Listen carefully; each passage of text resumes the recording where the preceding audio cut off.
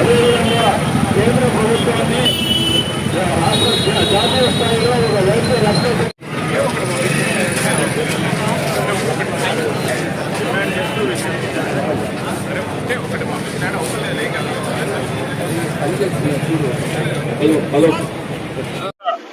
నిందితులకు తీవ్రమైనటువంటి కఠినతరమైన శిక్షను విధించాలని డిమాండ్ చేస్తున్నాము. అదేవిధంగా వైద్య రంగంలో కూడా మేము రాష్ట్ర చైర్మన్ గా రాష్ట్రంలో ఉన్నటువంటి 100 బ్రాంచ్లలో కూడా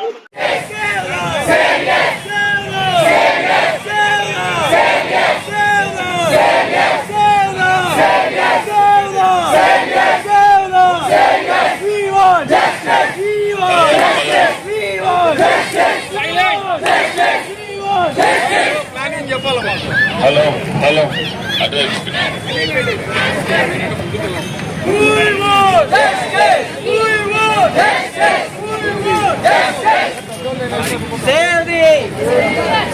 hello hello hello hello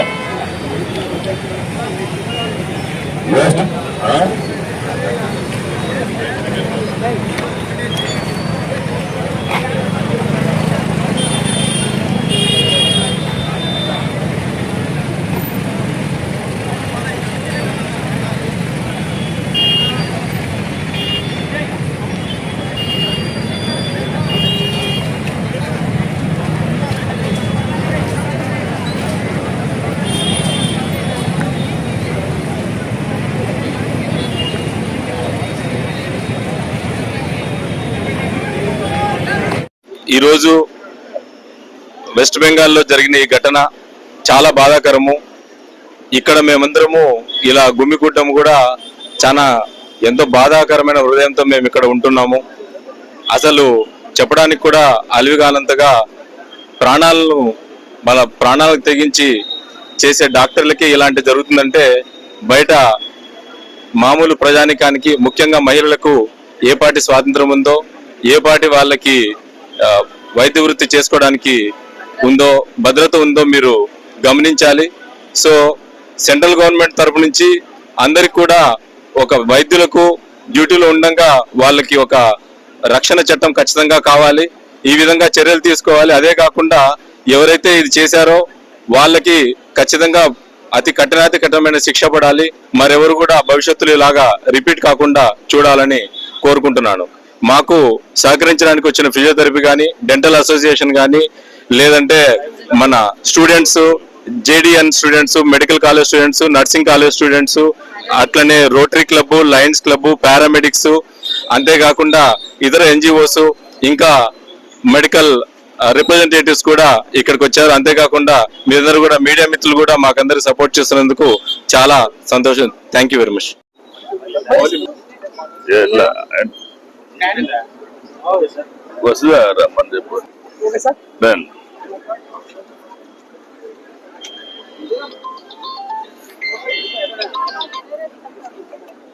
August 9వ తేదీ కోల్కతాలోని ఆర్జీకర్ అనేటువంటి ప్రభుత్వ వైద్య కళాశాల ఆసుపత్రిలో విధి నిర్వహణలో ఉన్నటువంటి ఒక మహిళా వైద్యురాలి మీద అత్యంత పాశవికంగా అత్యాచారం చేసి హత్య చేయడం జరిగింది. దానికి నిరసనగా ఇండియన్ మెడికల్ అసోసియేషన్, అదేవిధంగా జూనియర్ డాక్టర్స్ అసోసియేషన్స్ దేశవ్యాప్తంగా ఇప్పటికే అనేక సార్లు నిరసనలు తెలియజేసి కేంద్ర ఆరోగ్య మంత్రి, అదేవిధంగా పశ్చిమ బెంగాల్ ముఖ్యమంత్రికి వీళ్ళందరికీ విజ్ఞప్తులు చేయడం జరిగింది.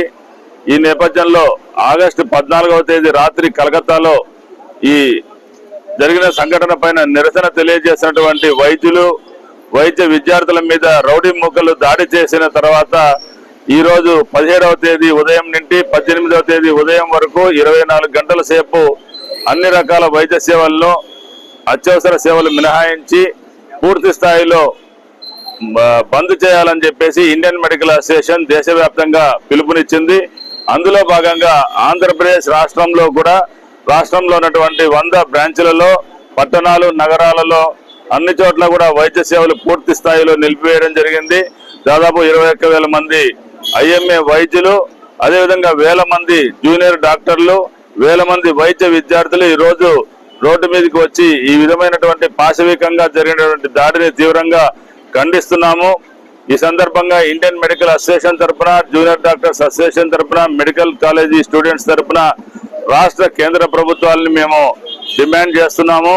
ఎవరైతే ఈ నిందితులుగా ఉన్నారో ఈ కేసులో వారిని అందరినీ కూడా అరెస్ట్ చేసి సిబిఐ కేసుని సత్వరం విచారణ జరిపి ప్రత్యేక కోర్టు, స్పెషల్ కోర్టు ఒకటి ఏర్పాటు చేసి దాని విచారణ త్వరితగతిన పూర్తి చేసి నిందితులకు అత్యంత తీవ్రమైనటువంటి కఠిన శిక్ష వారిని అమలు చేసేలాగా డిమాండ్ చేస్తున్నాం డాక్టర్లందరూ కూడా. అదేవిధంగా వైద్యులు, వైద్య సిబ్బంది ఆసుపత్రుల్లో పనిచేసే సమయంలో సరైనటువంటి రక్షణ వ్యవస్థ కల్పించాల్సినటువంటి బాధ్యత కేంద్ర రాష్ట్ర ప్రభుత్వాల మీదే ఉందని చెప్పేసి ఈ సందర్భంగా వారికి ప్రత్యేకంగా తెలియజేస్తున్నాము. అదేవిధంగా కేంద్ర స్థాయిలో వైద్యులు, వైద్య సిబ్బంది యొక్క రక్షణ చట్టాన్ని తీసుకురావాలని చెప్పేసి అనేక సంవత్సరాలుగా మేము కోరుతున్నాం. అయితే ఇప్పటికైనా కేంద్ర ప్రభుత్వం దయచేసి కళ్ళు తెరిచి వైద్యుల్ని రక్షించాల్సిన బాధ్యత ప్రజల మీద, కేంద్ర ప్రభుత్వం మీద ఉందని చెప్పేసి సందర్భంగా మేము గట్టిగా కోరుతున్నాము. లేకపోతే ఎమర్జెన్సీ సర్వీసెస్ అందించడానికి వైద్యులు వెనకంజ వేసే పరిస్థితి వస్తుంది. అదేవిధంగా ఆంధ్రప్రదేశ్ రాష్ట్రంలో 2008లో చేసినటువంటి 11/2008 యాక్ట్ ఉంది. ఆ చట్టం ప్రకారం వైద్యుల మీద, ఆసుపత్రుల మీద దాడి చేసిన వారికి 2 సంవత్సరాల కఠిన కారాగార శిక్ష ఉంది.